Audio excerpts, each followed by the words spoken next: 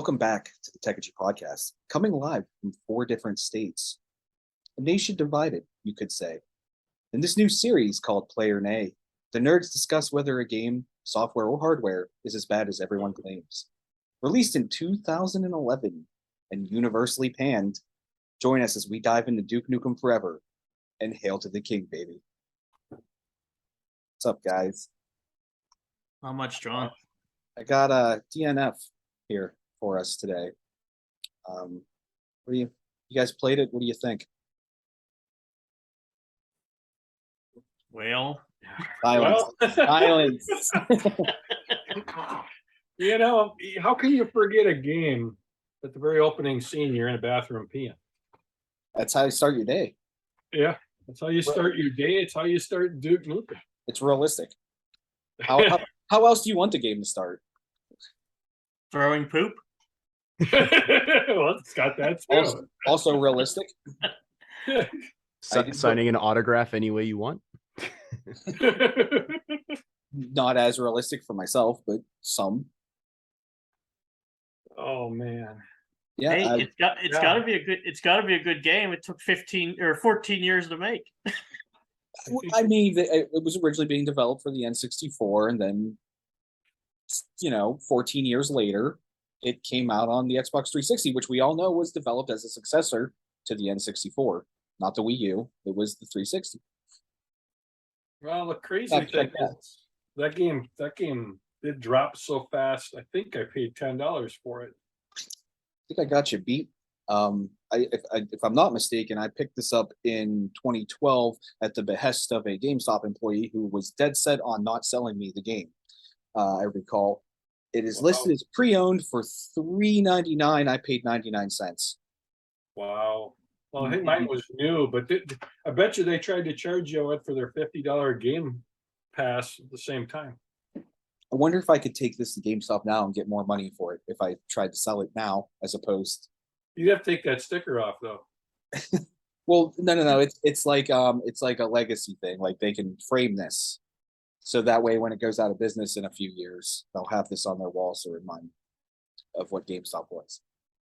You know, the way this game started, it was like a dream, I guess, a bad dream, but the game kind of started out as a dream, and then they kind of did a poor reenactment of what was it, Duke Nukem 3D, where they're teaching you. Well, didn't they do the whole ending again as a tutorial in this game? Here you go, Duke Nukem 3D. There you go, Duke Nukem 3D. Yeah, the least of the versions there. Those aren't. Don't even come close. There was a side scroller back before Manhattan Project. Yeah. I actually just bought that on the Xbox store while I was playing through this, which I did just play through this over the last week. So you ran out of good games to play, huh? I ran out.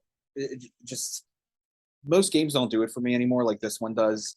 Some of You got the P in the game. How can you beat a game that just is unbridled misogyny?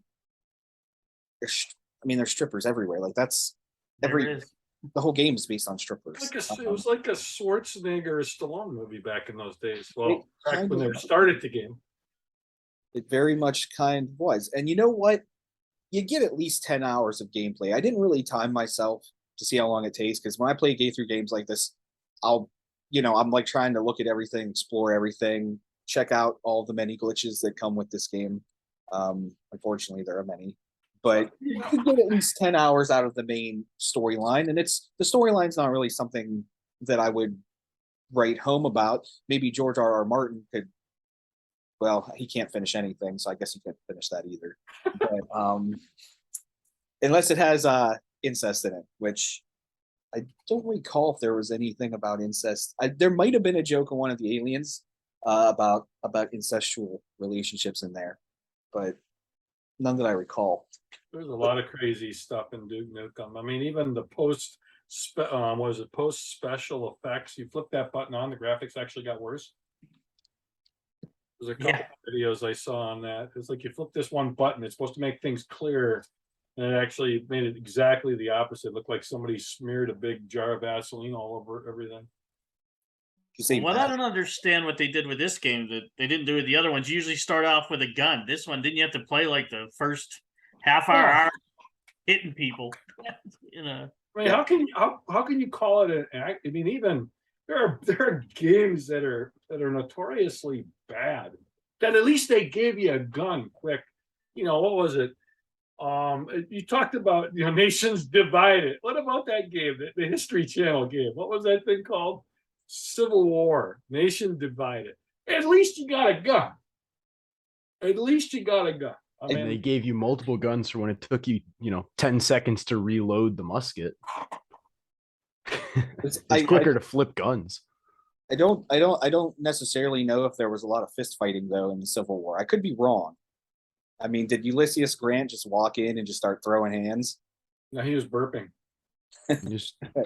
He was too busy loading his gun. Yeah. Everybody's too busy packing powder to do anything. Yeah. I mean, What I love is these games both got the same Metacritic score. They're both like one's 54%, one's 53%. Which one's higher? Actually, the Duke Nukem is higher by 1 point. The Duke Nukem hasn't had a sequel where the History Channel game actually had a sequel. That's true. Duke Nukem kind of got that sequel when he got added in as that character in Bulletstorm. Which was a good game. Bulletstorm was a good game. I enjoyed Bulletstorm. Yeah. I don't have a lot negative to say about Bulletstorm other than it got very repetitive It did. very quickly. But I mean, you can make that argument about a lot of first-person shooter games. So You Now- can. so now we're now making comparisons of Duke Nukem Forever and Civil War: A Nation Divided, two games that I never thought that I would ever compare.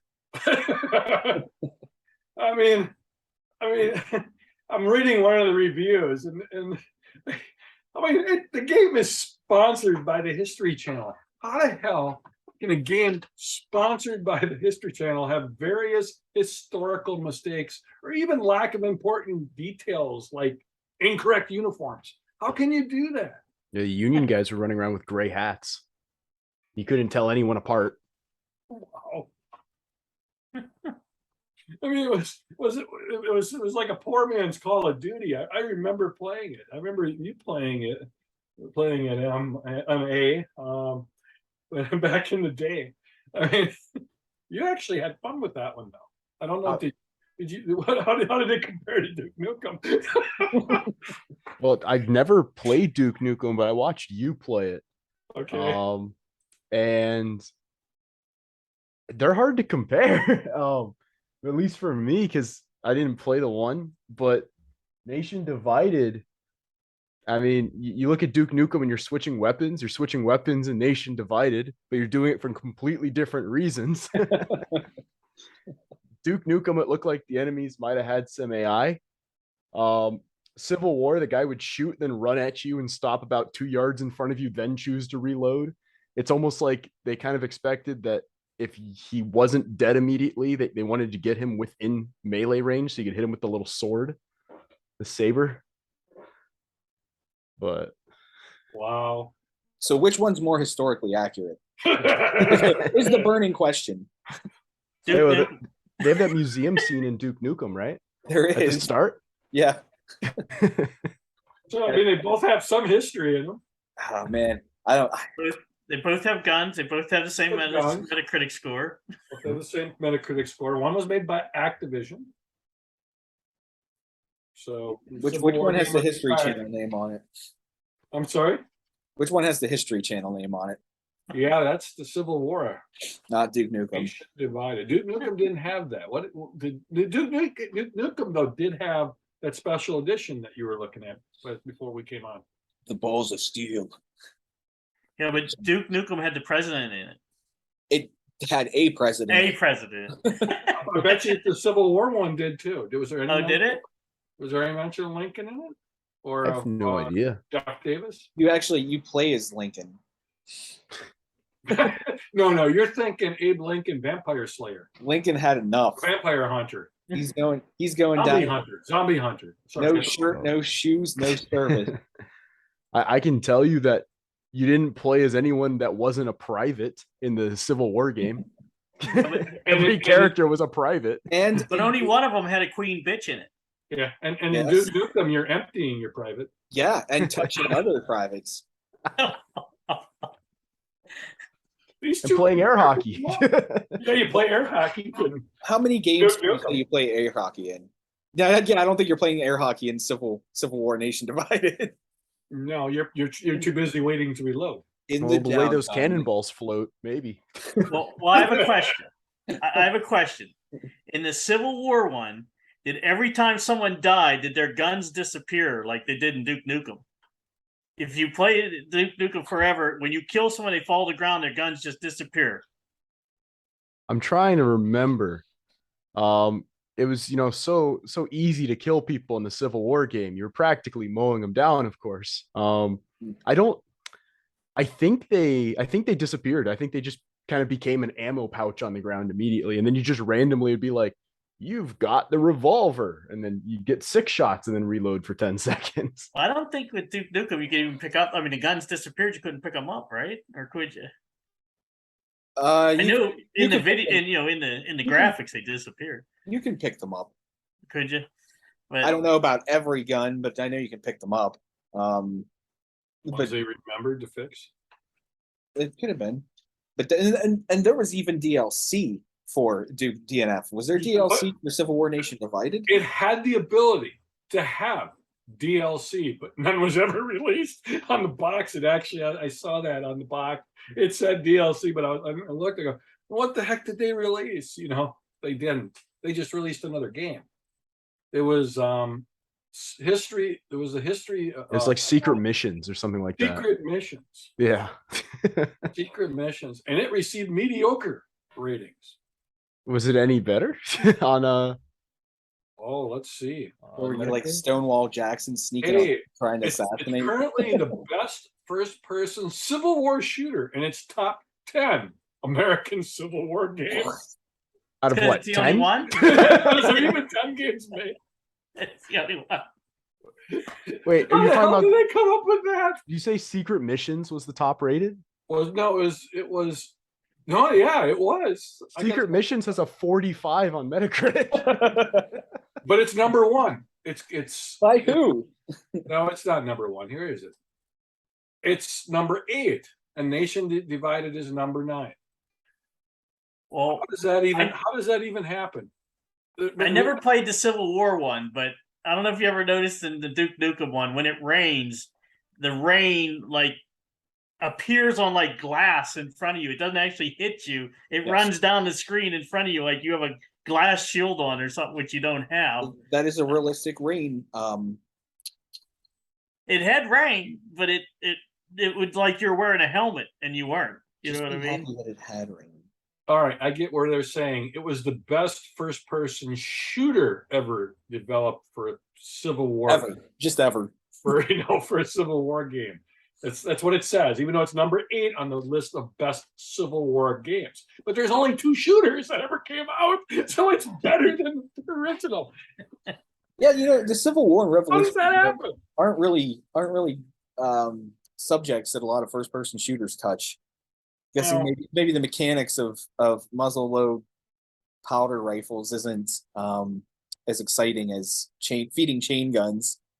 I mean, it's like Kirk fighting the Gorn in that Star Trek episode when he's trying to invent the gunpowder. Well, I the feel one like- my son played had Civil War in it too, and I think it was called Days Gone By or something. No, I don't. Days Gone is a game for the PlayStation 4 and 5. No, maybe it is. I wish I could remember the That's the name of the zombie game game? he played, but it had Civil War in it. Similar, same thing. When you had to reload, it took time. I want to read the first line of this review from the Ever Woke Ars Technica from June 13th, 2011. This for DNF. The game rewarded you for exploring. Okay. Destructoid said, Duke Nukem Forever is a festering irrelevance with nothing to offer the world. That's a pretty good review. Yeah, and IGN said it's a muddled, hypocritical exercise in irritation. Wow, with solid shooting mechanics and a decent encounter design. Maybe. It looks like a lot of the complaints, though, were people that were offended by the humor in the game. That's what I'm seeing a lot of. it was clunky. I will admit that it's a clunky game. I don't think it was really ready to be released either. But you know what? It holds a special place in my heart.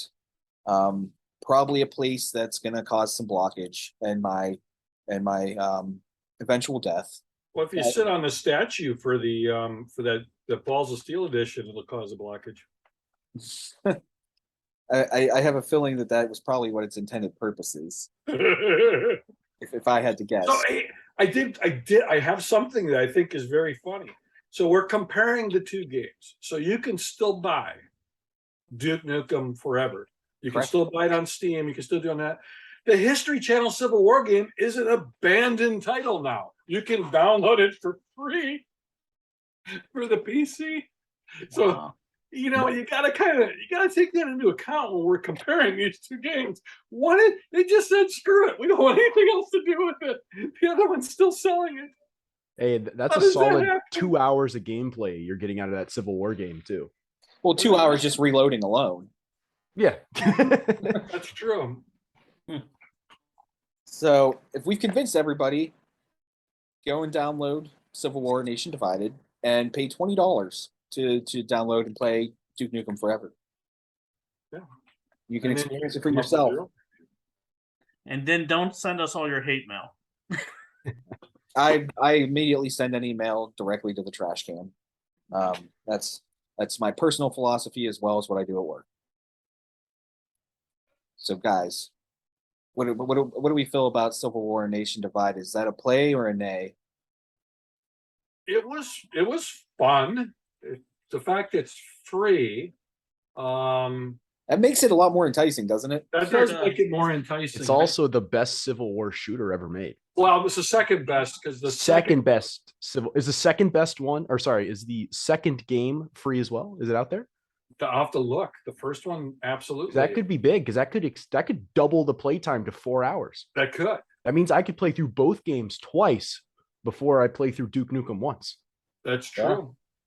I'm gonna have to look. I'll look while we're talking. So my take on it is Duke Nukem was fun. Would I have been pissed off if I would have paid $60 for that game? Oh, yes, I would have. Civil War came out. I think it was only $20. So if I'm looking at just launch titles alone, launch price, I'd have to say Civil War was the better game of the two at that point. Today, well, Civil War is still cheaper. No, I think Duke Nukem, if you can pick it up cheap, it's good for a drinking binge evening. It's good for the comedy. It's Yeah. funny. It's funny. It's if you like old, Schwarzenegger like commando style movies, you might enjoy it. And the second one is free. I just found it. I put it in. We'll put it in the comments. So both Civil War games are free. That's 8 hours play. 4. Sorry. Unless you die once. But no. Yeah. So Mike, you MC, you think they're Duke Nukem was worth it? I mean, I had all the other Duke Nukems. This is the only one I didn't have. I've seen it played. I think there's a lot of funny things in there. I mean, I hear there's problems with the gameplay. I mean, I hear the whiteboard you get on to like do your like show the army men what you're gonna do. Doesn't tell you how to get out of it, so a lot of people struggle there. I drew a penis on it. Yeah, most people do that. Yeah, and I hear there's some part. I mean, there's some parts with some truck you drive around, a little mini it's RC truck. Yeah, it's terrible. Yeah, they say that part's terrible, but I mean, there's a lot of funny stuff. A lot of words you say are funny. There's even some of the glitches and the weird stuff in the game that doesn't work makes you laugh. I mean, it does. So, I mean, if you pay attention, like even just that rain, like hitting on glass in front of you and not hitting you, I mean, it just kind of looks funny, Or the frozen girl that's like looking in the glass window who's like frozen while everybody around her is moving. It's kind of weird. It's a glitch, but it's funny. So yeah. I don't know. I'm a Duke Nukem fan, so I just bought it actually. Yeah, you did right before the. Yeah, I just- MC just bought Duke Nukem Forever right before we started the podcast in hopes that it would be delivered in time. Yeah, well, I've played all the others, so I might as well play even the worst one they made, right? So Yeah, you almost could argue maybe the Manhattan Project might, depending on your view. Manhattan Project's not bad, but it's like a side-scrolling shooter and I thought a lot of people didn't like it either. All right, M2. What are you, yay or nay on both of these, or yay or play or nay? What's this thing called? Nay. I will say, Play or nay? play both of them. Play anything that looks interesting, right? The Civil War game for free, you can't beat that. The Duke Nukem, I've seen it on Steam for $3. That's the lowest I've seen it. It was also in 2 of the Humble Bundles. So there's a chance it's just sitting in your account already and you haven't noticed. It's just waiting. There's a chance one of your friends bought the Humble Bundle and it's just waiting there for you. Ask around. It's like a disease that you don't know about and you have. It's just sitting in your body. It's probably not a very large install because there's not a lot of content sometimes. I can tell you the Civil War game's not going to be that bad to install because there's 2 textures and they use it for the hats, sky, ground, cartridges. From that aspect, you don't really have anything to lose. But I don't know if Duke Nukem, I'm not in on it at 20. I'm thinking like 5. Fair. shit, I got ripped. Yeah, he paid 8. I got it for what, 8? All right. I got ripped. Did you get the DLC? Do I get the DLC, John? I don't know. I have to look what version it is. Yeah. You get the DISK. Yeah, just be lucky. Be lucky you get anything but the case. I'm just looking forward to that frustration. It'll prepare me for the world. The frustration of throwing the joystick. I'm going to say it because I just played it. It's really, once you get past the RC car thing, it's oh god, it's not bad. The RC car part is frustrating as hell. I found I'm sitting here. I usually don't get very mad at games. As somebody who plays through Dark Souls games and thinks they're fun, I have a little bit of a tolerance for anger at games. But I was starting to get a little pissed at the RC car part of it. But you know what? I'm going play on both. So do I. 2 thumbs up. Duke Nukem Forever is worth it. Play it. The Civil War Nation Divided games, they're free. Download them, install them, play them. Hope they don't have a virus in them. So what's your price low range? Would you say $8 is worth Duke Nukem? Anything more was not worth it? I mean, it's 20 right now on Steam. Do you think think it's worth that $20? Pirated at that. It's not worth 20. I mean, if you get real bored, there's 2 other History Channel games. It looks like that are free now too. They did a Battle for the Pacific. I like to own all the worst games there are. Like when I bought the ET for Atari. It's in my office now. Yeah, mine's on the shelf over there. So, that's another one that's really not. Maybe that'd be another topic. What about Trespass? I have it, but I've never played it. I mean, at least these games are actually games that you can play and complete. There are so many games out there that were released, especially in the 90s for like the PlayStation and the N64 and even prior consoles. I know there's games on the Nintendo that were released that you can't even finish the game because there's a glitch in like the 4th or 5th level of some games that you can't even get by them. You can't release DLC or patches to fix things like that for those games. Going back to era, I have Trespass, and So do I. I loved it. I mean, it was terrible controls, terrible.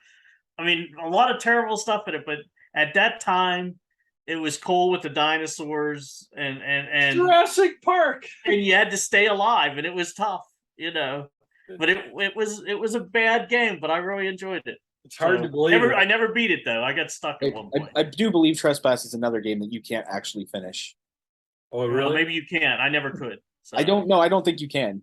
I think. Yeah, I got pretty far into it, but Yeah, somebody think threw that it away at my office. That's how I've got it. It was in the garbage. I mean that's the correct one I'm thinking about. That this was like one of the first games that had like 3D physics in it, right? Like they were yes. very what's the word I'm looking for? Aspirational when it was coming. They came to designing and developing that game, it just didn't work. Yeah. Well, you were a woman, and your health was a heart tattoo on your chest, and you could look down and see your health on your chest. That's real. You had a gun, and I remember you had to climb up on a lot of cement. Like, I don't know if they were monorails or what, but you had to stay away from the dinosaurs. You had to do a lot of like platforming across these monorail, like I want to say cement things. But we do at Disney World. But it was very janky. Well, it's always a topic for another. Yeah, it is. I'll have to go back and play some, and then we could review that one. Yeah, it was the guy that came up with the Xbox. Mm-hmm. Yep. If you watch the Microsoft documentary, Xbox Game On, I think was the name of it. I think it was on YouTube. But Seamus talks about that being his. Yeah, I came from that game. So. I believe there's actually like an hour-long documentary about the game itself with some interviews with developers by, I think the channel's called No Clip. I think they did.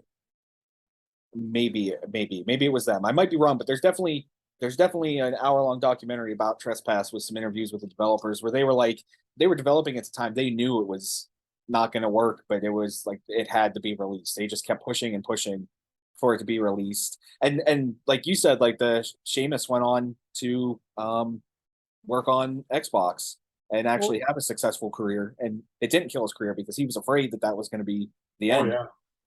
Well, but look at the technology there. I mean, no one was creating 3D games like that back then. I mean, that's the whole reason I bought it. It was like, wow, check that out.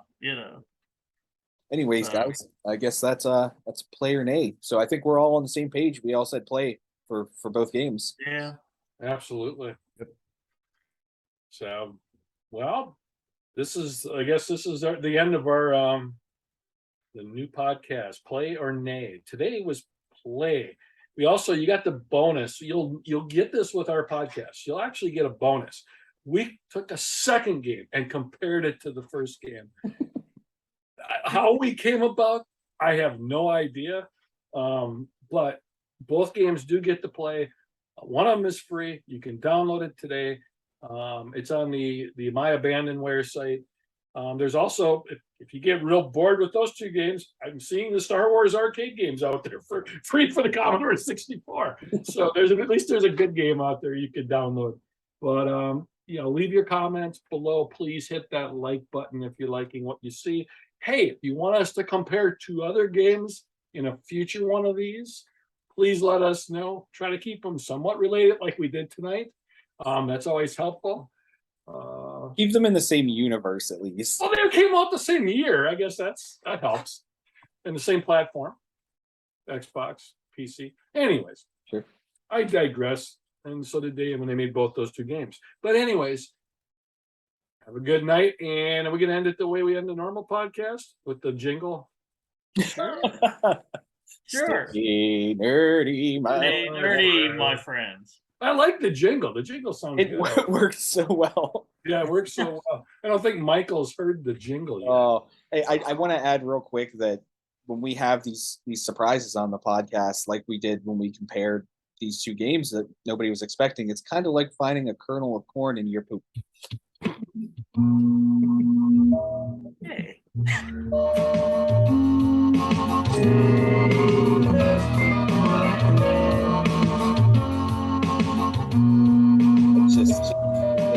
It warms my cockles every time. You know what we need lighters. We need lighters when that plays. It's like a ballad. It's a power ballad. A power ballad. Can we get White Snake to cover it? White Snake. Is that on Guitar Hero? Hey, all right, stay nerdy, everybody. Take care. We're going to edit a lot of this out, I think.